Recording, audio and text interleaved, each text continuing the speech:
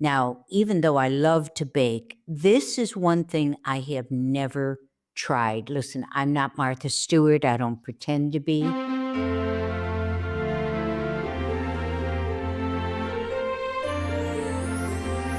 Hello, everyone, and welcome to Silver and Sensational. It is the I, as in Lois, Lois Mills, welcoming you to another episode of A Sensational December. So most of you know I am planning to move to Paris, and I have found this wonderful woman who does a French menu. Many of the items I have had while in France, and I just think it is probably the most glorious menu I have ever seen. Forgive me for saying this, but I couldn't have put this together better. This is, a friend of mine, Gina, sent me the link to this, and I said, oh my God, this is fabulous. So I looked the lady up, and her name is Elegance. Jessica will post the link in our description box to her complete holiday menu. And several of the things, of course, get a little bit complicated, and maybe you want to keep your meal or your holiday cooking to be, simple. So the one thing that I love, and I have not found a single person who doesn't love a gougere.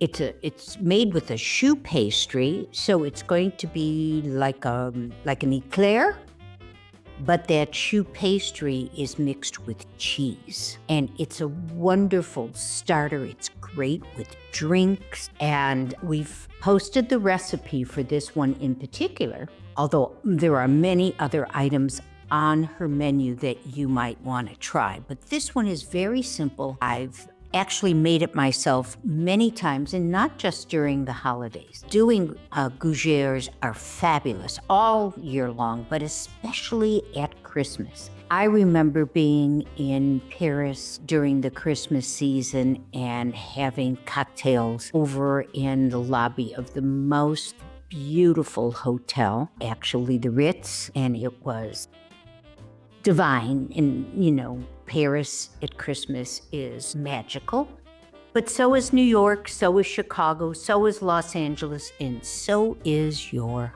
home. So go ahead and try making these. They're really very simple. The cheese that's listed is not familiar to us in this country, so you could substitute a Comte or an Emmentaler, or even a cheddar if that's, especially a white cheddar if that's something that you like. But you'll find it very simple, and people love it, whether you're serving it with cocktails or whether it's part of your first course, just passing it around for a little, well, I guess if we were in a restaurant, we would call it an amuse-bouche, a little chef surprise. But it's really something that I think once you make it the first time, if you haven't already, you'll find out how easy it is to do, and you'll be making them all year long. And something I will tell you that I share with you. Try eating one of these with a bowl of wonderful hot tomato soup. This kind of makes it a French grilled cheese with tomato soup. I love it with that. Take a look at her entire menu, because I think she's really spot on. One of the things, of course, is, I have never met a potato I did not like. She does the pomme dauphine, which are wonderful, crispy potato puffs. And of course, no French Christmas table is complete without a bûche de Noël.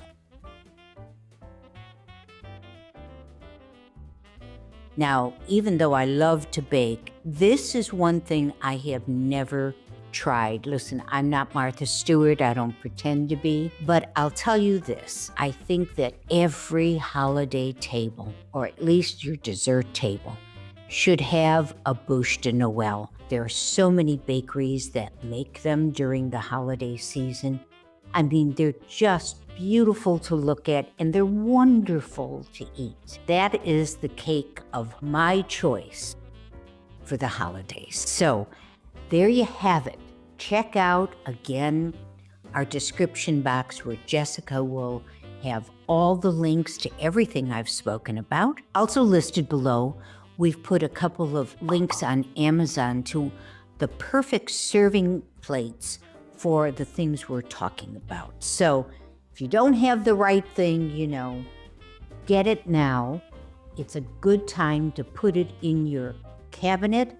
You'll use it year after year after year and enjoy it. And there's also that wonderful tradition of taking something out once a year that will leave memories for your family, especially if you have children and grandchildren who remember, oh, we used to see that every Christmas on mommy or grandma's table.